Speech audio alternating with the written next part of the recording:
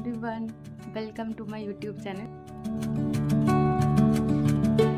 And myself, Choitali Shatra, currently working as a nursing officer at AIMS.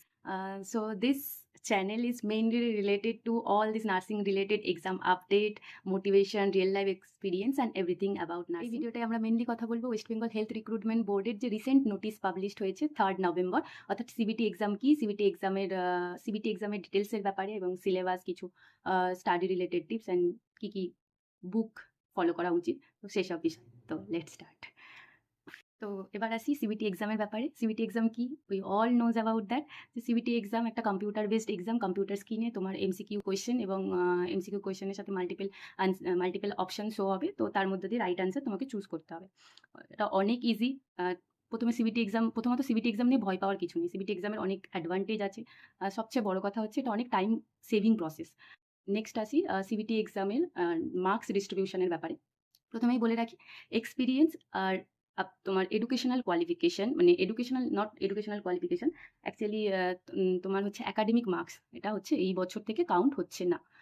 আগে count হতো experience আর academic marks, কিন্তু এই বছর recent ইয়ারের নোটিস অ্যাকর্ডিং এক্সপিরিয়েন্সের ওপর কোনো নাম্বার থাকছে না। এটা অনেক অ্যাডভান্টেজ ডিসঅ্যাডভান্টেজ দুটোই আছে। ফ্রেশার্সদের জন্য এটা অ্যাডভান্টেজ, কিন্তু যারা এক্সপিরিয়েন্স তাদের জন্য তো অবভিয়াসলি ডিসঅ্যাডভান্টেজ। এবার আসি সিবিটি এক্সামের মার্কস ডিস্ট্রিবিউশনের ব্যাপারে। তো সিবিটি এক্সামে থাকছে 85 মার্কস, আর ইন্টারভিউর জন্য থাকছে 15। তো সিবিটি এক্সামের 85 মার্কস, কিন্তু তোমার কোয়েশ্চেন হবে, সিবিটি এক্সামটা নেওয়া হচ্ছে 100 মার্কসে, অর্থাৎ তোমার কোয়েশ্চেন থাকছে 50টা কোয়েশ্চেনে, প্রত্যেকটা কোয়েশ্চেনের জন্য 2 নাম্বার থাকছে। তো 2 নাম্বারের কোয়েশ্চেন 50 ইন্টু 2 আসছে 100, এবং প্রত্যেকটা রং আনসারের জন্য নেগেটিভ মার্কিং থাকছে। তো বুঝে শুনে তোমায় উত্তর দিতে হবে, যে আমি সব করে আসবো, জানি বা না জানি এই কনসেপ্ট থেকে তোমায় বেরোতে হবে।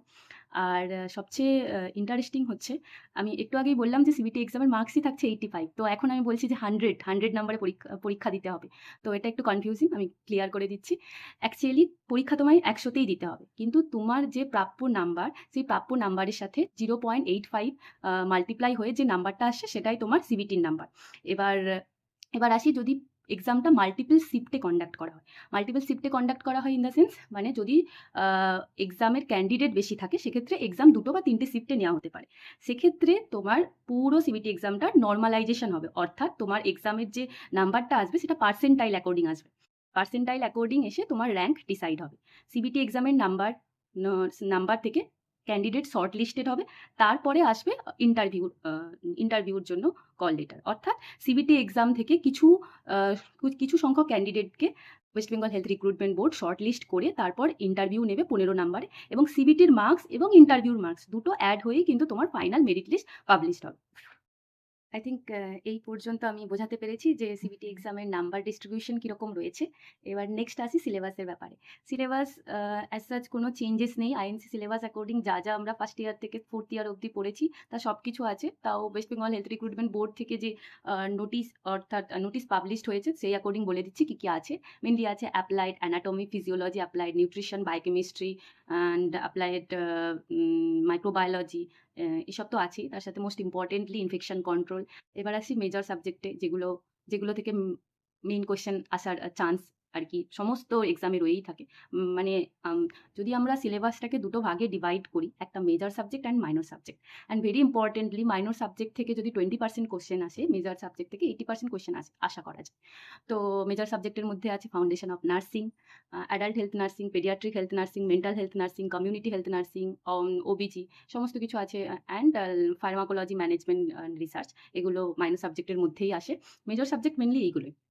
তো সিলেবাসের ব্যাপারে আই থিঙ্ক ক্লিয়ার। এবার আসি কী বই আমাদের ফলো করা উচিত। যেহেতু West Bengal Health Recruitment board first time এক্সামটা নিচ্ছে, তো অ্যাজিউম করা যায় বা গেস করা যায়, আমি একদমই বলছি না এটা শিওর, তাও গেস করা যায় যে exam level mild to moderate হবে, মানে একদম হার্ড লেভেলের এক্সাম হয়তো হবে না।